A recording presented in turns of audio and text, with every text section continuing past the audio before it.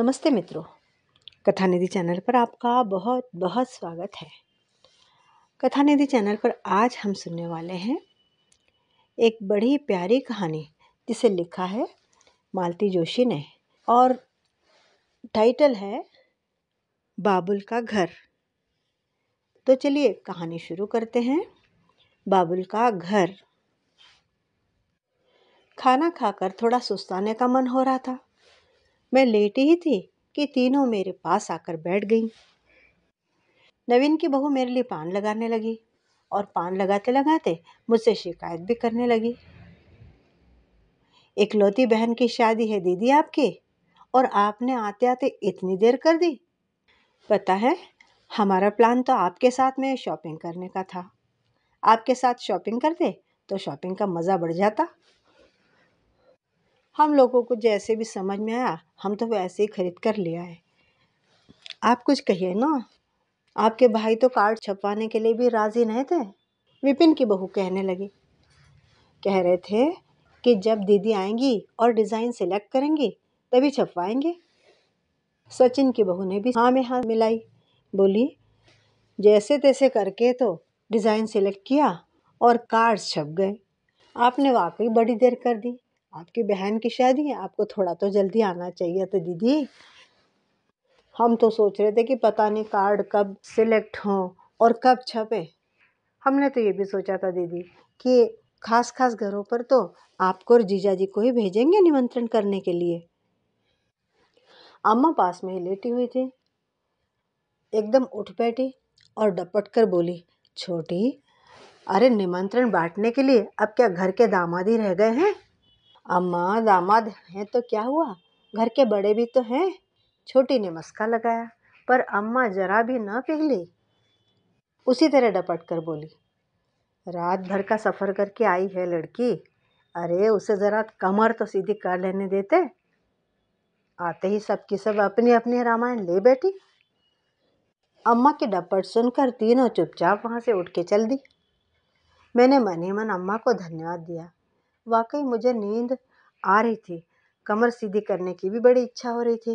Reservation के बावजूद भी मुझे ट्रेन में नींद नहीं आती है।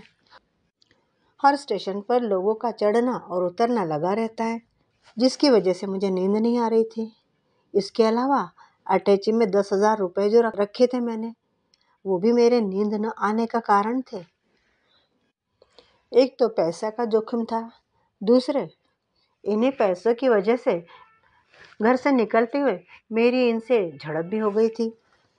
अटैची बंद करते हुए जब मैंने इनकी ओर देखा तो इन्होंने नोटों का बंडल मेरी तरफ बढ़ाते हुए मेरी ओर देखा। मैंने पूछा, ये क्या? तो बोले, अरे शादी में जा रही हो अपनी बहन के, क्या खाली हाथ जाओगी? खाली हाथ क्यों जाने लगी? भूल गए क्या?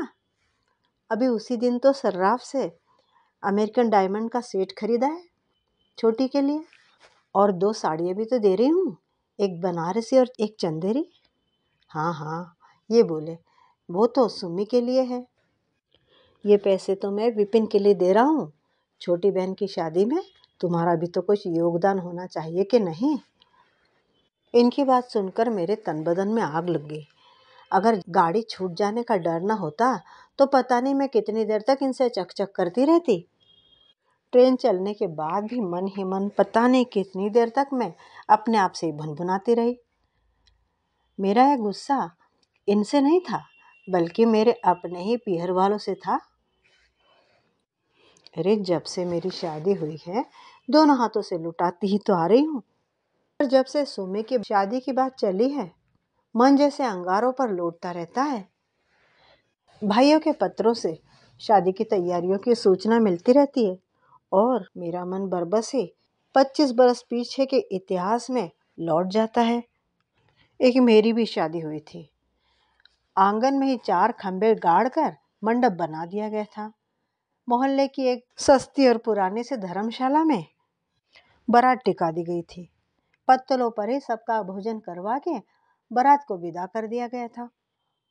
कार्ड्स वार्ड्स का तो चक्कर ही नहीं था, बस सबको कायदे से पीली चिट्ठी भेजकर निमंत्रित कर दिया गया था।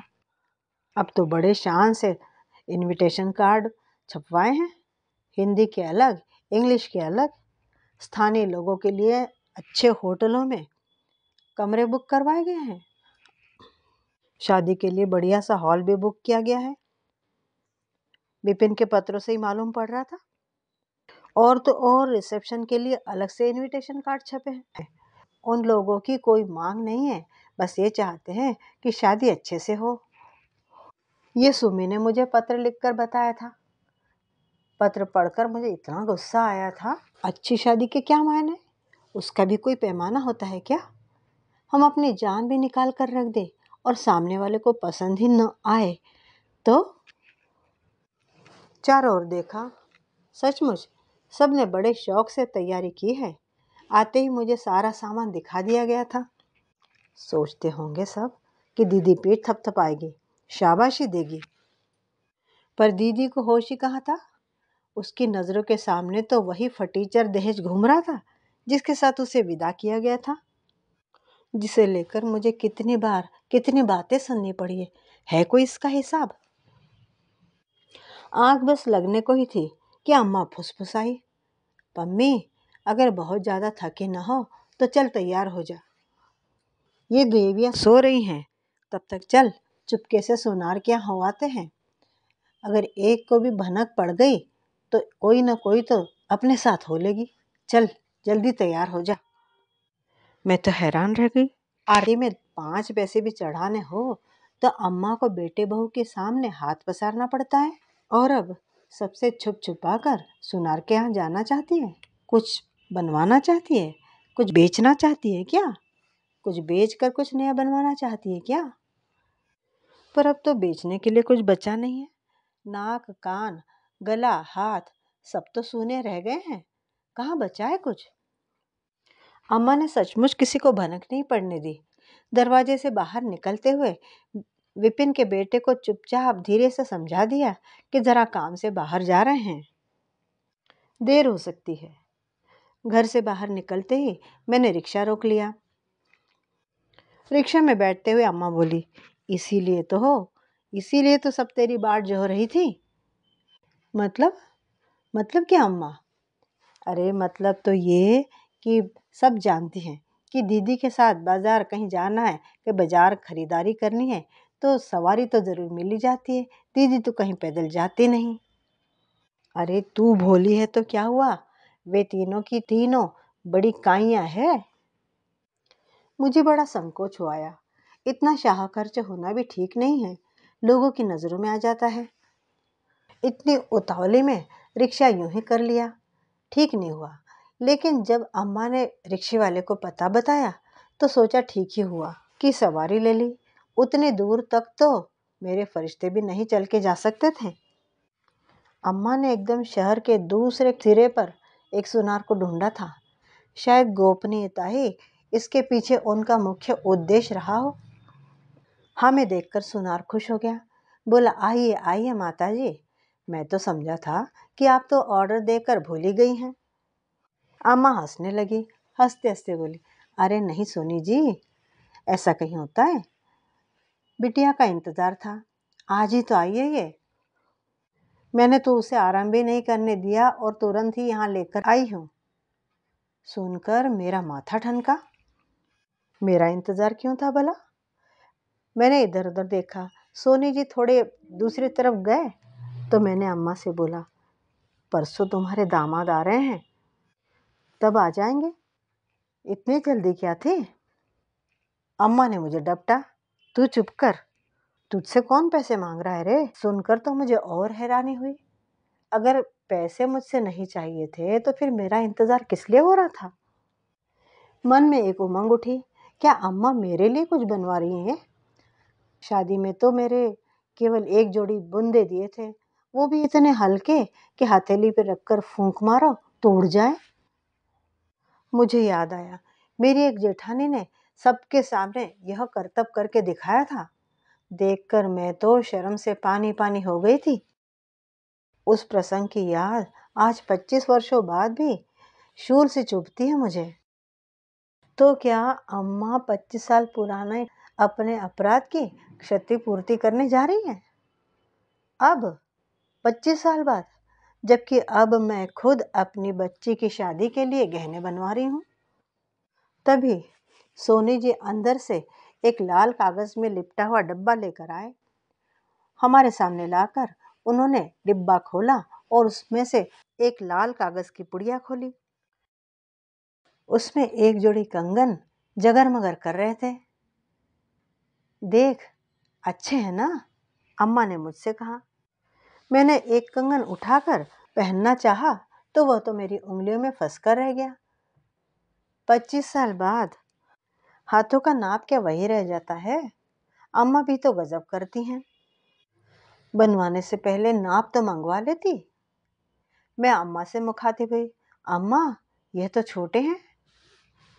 नहीं बहन, सोनी जी बोले, बिल्कुल नाप से बने हैं, बल्कि लाली तो परसों आकर पहन कर देख भी गई है, बिल्कुल ठीक आए थे। लाली कौन? अरे अपनी सुमी रे। मन सुनकर एकदम बुझ सा गया। तो कंगन सुमी के लिए बन रहे हैं, फिर मुझे साथ लाने की क्या जरूरत थी? लेकिन मुझे ज्यादा देर तक सोचना नहीं पड़ा, क्योंकि सोनी जी बिल पर लिखने के लिए मेरा नाम पूछ रहे थे। मैंने चौंक कर अम्मा की तरफ देखा। मुझे चुप रहने का इशारा करके अम्मा ने खुद ही मेरा नाम बता दिया। और जब तक सोनी जी बिल बना रहे थे, चुपचाप नोटों की एक गड्डी मेरे हाथ में सरका दी। मैंने नोटों का वह बंडल ठीक से देखा भी नहीं और चुपचाप सोनी जी को थमा दिया। उन्होंने गड्डी को माथे से छुआकर सरसरी तौर पर उन्हें गिना और फिर मेरी तरफ मुखातिब होकर बोले, वाह बहन, आप तो ये बड़ा पुण्य का काम कर रही हैं। नहीं तो आजकल किसी के लिए, खास करके बहन के लिए, इतना कौन करता है? सारे रिश्ते नाते दिखावे के रह गए हैं। अम्मा होलस कर बोली, अरे सोनी जी, बहन क्या, आप तो उसे इसकी बेटी समझिए। अच्छा, सोनी जी ने विस्मय से कहा। अम्मा चलो भी अब, और भी तो खरीदारी करनी है। मैंने थोड़ा बेजारी से कहा। मजबूरन अम्मा को उठना ही पड़ा। ये बात सच है कि सुमी मुझसे 18 साल छोटी है, पर यह तो कोई बड़े गर्व की बात थी नहीं, बल्कि ये बताते समय तो मुझे बड़ी शर्मिंदगी ही महसूस होती थी। अम्मा को पता नहीं क्या लगता है। आज इतने सालों बाद भी वह खीज और शर्म ताजा हो आई, जो मैंने सुम्मी के जन्म पर अनुभव की थी। पूरे 8 दिन की गैर हाजिरी के बाद जब मैंने कॉलेज में पहला पांव रखा था, तो सबने मुझे घेर लिया था और मेरी अनुपस्थिति का कारण पूछने लगी। उन सबको तो यही लग रहा था कि शायद कहीं मेरी शादी का जुगाड़ बिठाया जा रहा है घर में। नहीं रे, मैंने खींच कर कहा, मेरी अम्मा के लड़की हुई है। सब अवाक, मन ही मन शायद सब हंस भी रही होंगी। तभी प्रीति बोली, अरे तो तू ये उल्टी भाषा क्यों बोल रही है? सीधे से कहना कि मेरे बहन हुई है।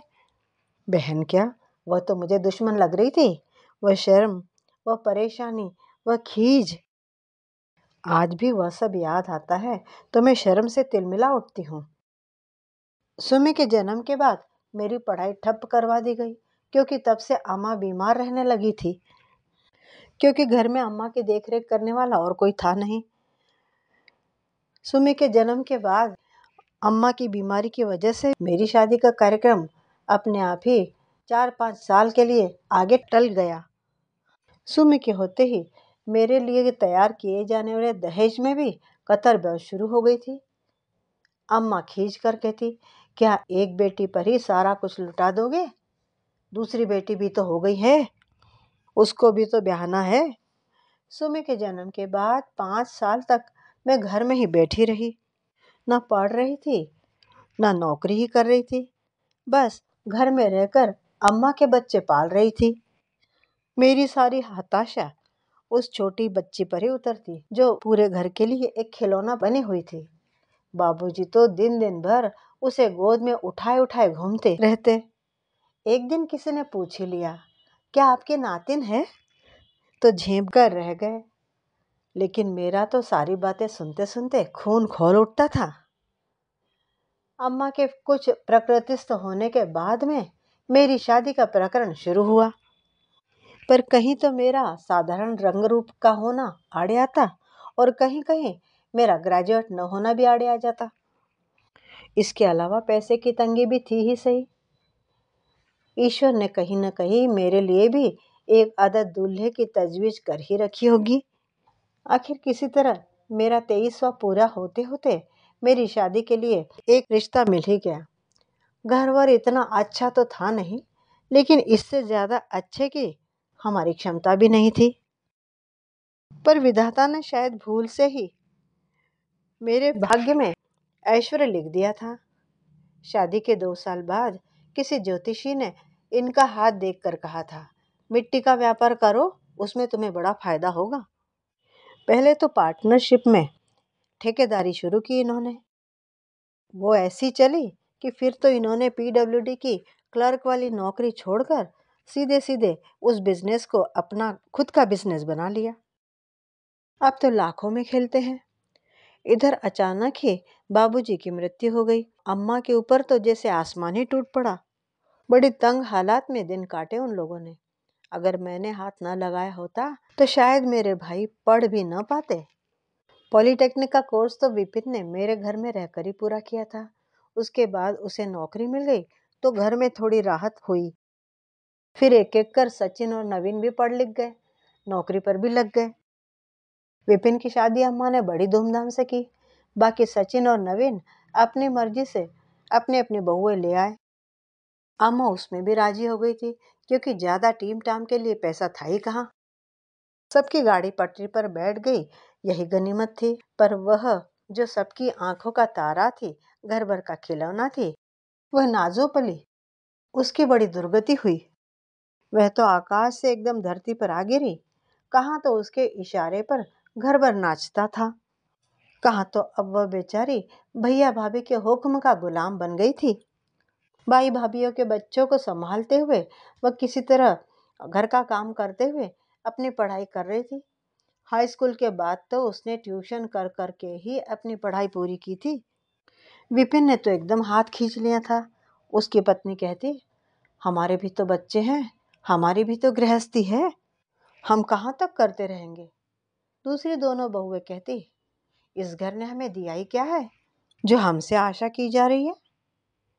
बीए के बाद में सुमी ने जो नौकरी शुरू की वह अब तक जारी है। बीच बीच में परीक्षाएं भी देती रहती है। मैं जब भी जाती अम्मा के घर, अम्मा कहती, पम्मी इसके लिए कोई अच्छा सा लड़का ढूंढ दे, नहीं तो मैं शांति से मर भी ना पाऊंगी। पर अच्छे लड़के क्या इतने आसानी से यूं ही मिल जाते हैं सड़क पर पड़े? उसके लिए दाम देने पड़ते हैं। पम्मी बेचारी अकेली कहाँ तक करे, क्या क्या करे। उसकी अपनी लड़की भी तो सयानी होती जा रही है।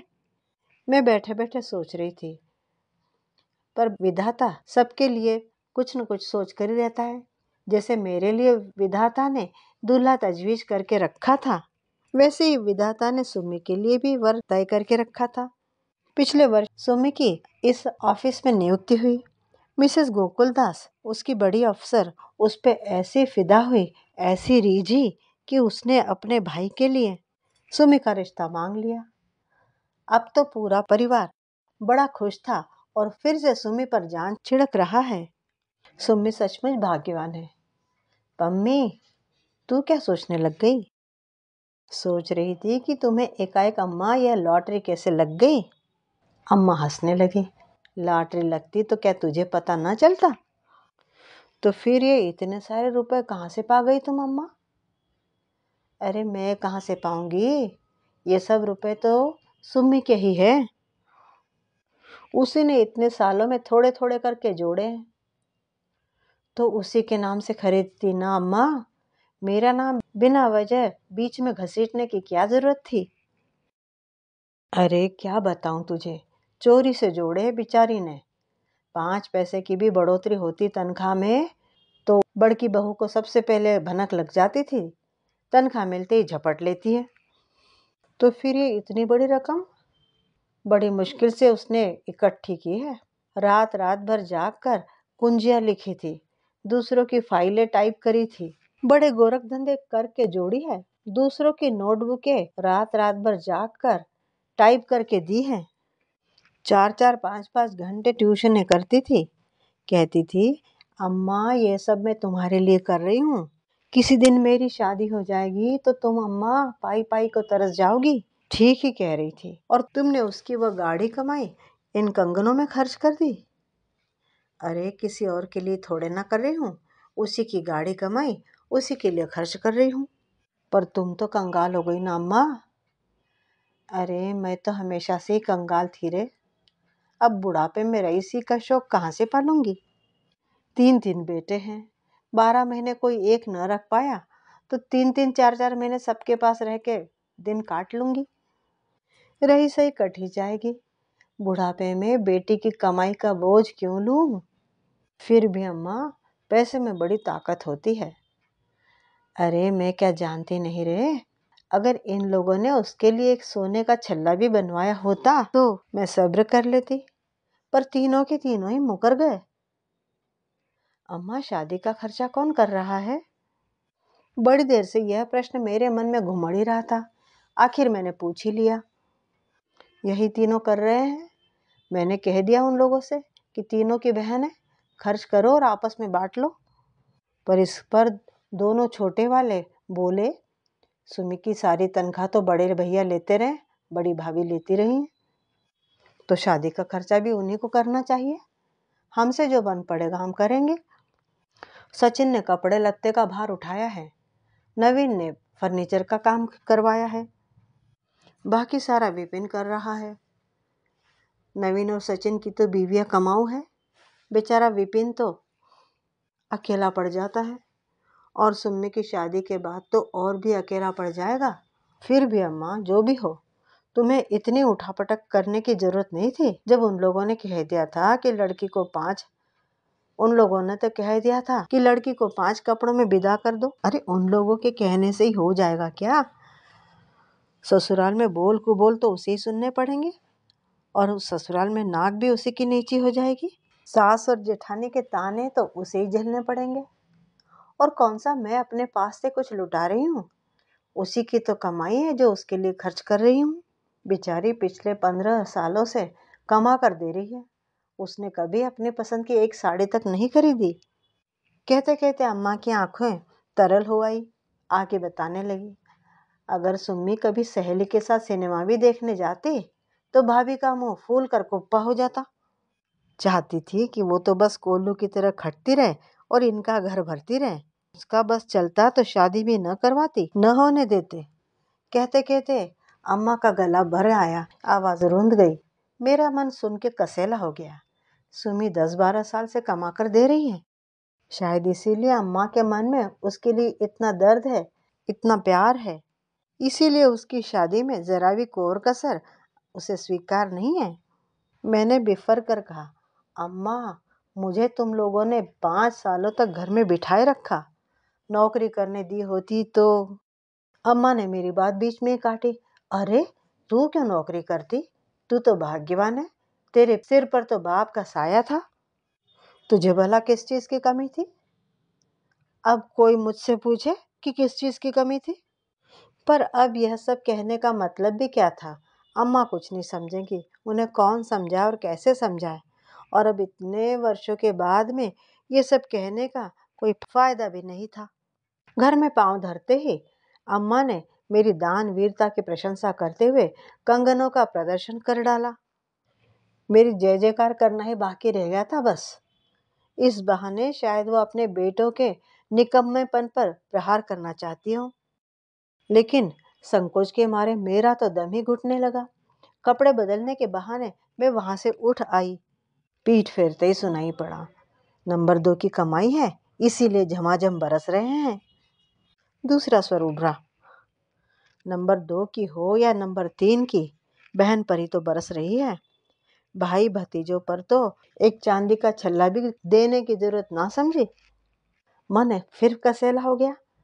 सोचा पलट कर जवाब दे दूं कि भाइयों से पूछो कि आज वो जो कुछ भी है किसके दम पर है, लेकिन कुछ कहा नहीं, कह न सकी। कुछ कहने सुनने की इच्छा ही नहीं हुई। अम्मा के कमरे में आकर देखा तो सुमी उदास सी खिड़की के पास बैठी हुई थी। अभी तो कुछ देर पहले वह बाहर बैठी थी सबके बीच में, भीतर कब चली आई पता ही ना चला। सुमी, तूने कंगन देखे? हाँ, अच्छे हैं, थैंक्स। अबे थैंक्स किस लिए? कम से कम तुम तो ये नाटक मत करो। संकोच के मारे मेरा दम वैसे ही घुटा जा रहा है। अम्मा ने बैठा बैठाए बिना वजह मुझे मुसीबत में डाल दिया। सुनकर सुमी कुछ नहीं बोली। और सुनो सुमी, तुम्हारे लिए मैं एक अमेरिकन डायमंड का सेट और 2 साड़ियाँ लाई थी। साड़ियाँ तो मैं तुम्हें दे दूंगी अभी शादी में, लेकिन सेट मैं वापस अपने पास ही रख लूँगी। शादी के बाद जब तुम पहली बार मेरे यहाँ आओगी ना, तब मैं तुम्हें वह दे दूंगी। अम्मा की वजह से वैसे ही हमारी कमाई पर नंबर 2 नंबर 3 का ठप्पा लग गया है और बड़ा गुणगान चल रहा है बाहर। डायमंड सेट भी देख लेंगे तो कहने वालों का मुंह तो फिर कितना फटेगा, क्या कितना मुंह फाड़ेंगे, कह ही नहीं सकते। सुमी कुछ न बोली। उसने एक गहरा निश्वास छोड़ा। मैं चौंक पड़ी।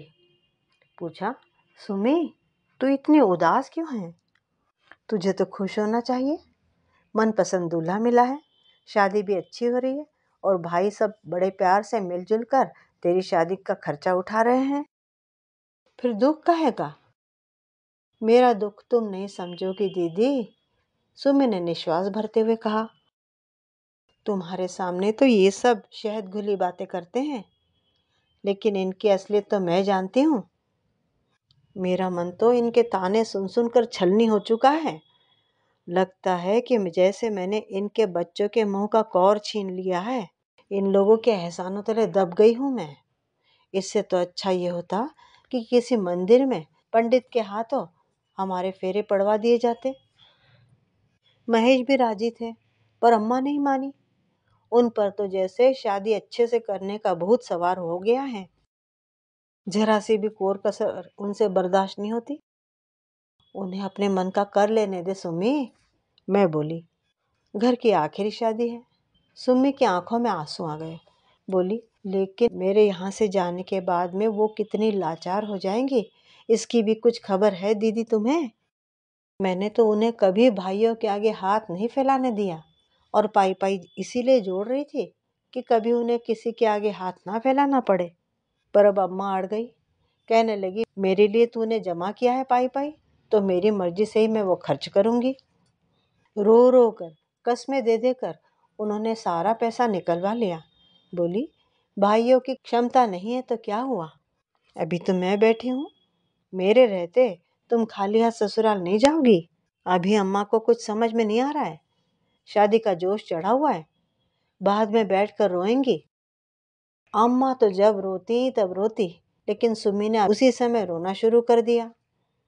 मेरी समझ में नहीं आया कि मैं सुमी को क्या कहकर सांत्वना दूं, कैसे समझाऊं।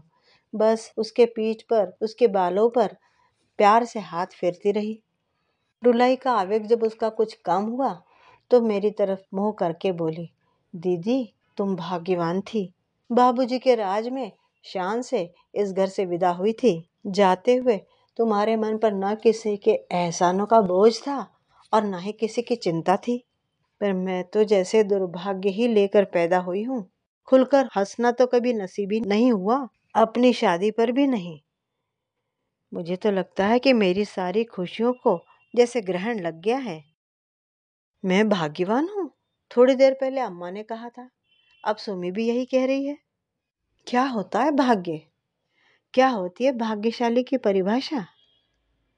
मैंने सुमी की ओर देखा। जी भरकर रो चुकने के बाद में उसकी आंखें खाली थी। उन आंखों में न तो जीवन के सपने थे और न ही लाज का रंग। शायद कई रातों तक जागती रही थी। आंखों के नीचे काले स्याह घेरे बन गए थे। दुल्हन क्या ऐसी होती है?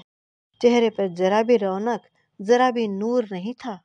मैं तो सोच रही थी कि इंजीनियर पति पाकर वह तो उड़ी उड़ी फिर रही होगी घर में, पर उसके पाँव में तो जैसे किसी ने मन मन भर की बेड़ियां डाल दी थी। अम्मा की चिंता में तो वह हंसना भी भूल गई थी। शादी के वक्त तो लड़कियों के चेहरे पर कैसा निखार आ जाता है, पर इसका तो अपना खुद का चंपई रंग भी कैसा मटमैला हो गया है। और हैरत की बात तो यह थी कि घर में इस बात की किसी को चिंता ही नहीं थी सब अपने अपने हिसाब किताब में व्यस्त। मैं भी तो उन सब से अलग कहाँ हूँ। जीवन में पहली बार मेरे मन में सुमी के लिए ममता जागी।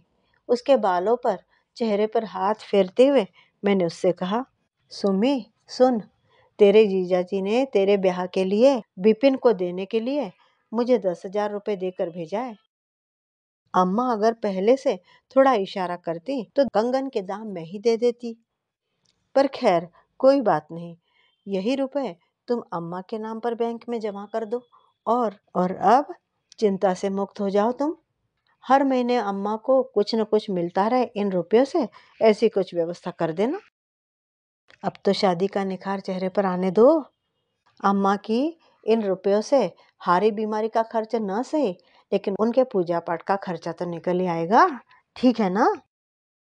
आने से अब तक पहली बार मुझे लगा कि सुनकर सुमी के चेहरे का तनाव कुछ कम हुआ है और उसके चेहरे पर हंसी की एक हल्की सी किरण बस फूटने को ही है। मित्रों, अभी आप सुन रहे थे मालती जोशी लिखित एक बड़ी प्यारी सी कहानी, बाबुल का घर। कहानी आपको कैसी लगी? उम्मीद करती हूँ कि आपको कहानी बड़ी अच्छी लगी होगी। कमेंट करके बताइएगा ज़रूर। और अगर आप अभी तक चैनल से जुड़े नहीं हैं तो चैनल को सब्सक्राइब भी कर लीजिएगा और कहानी को लाइक भी ज़रूर कीजिएगा। मिलती हूँ जल्दी बढ़िया सी कहानी के साथ। तब तक विदा। आपका दिन शुभ हो।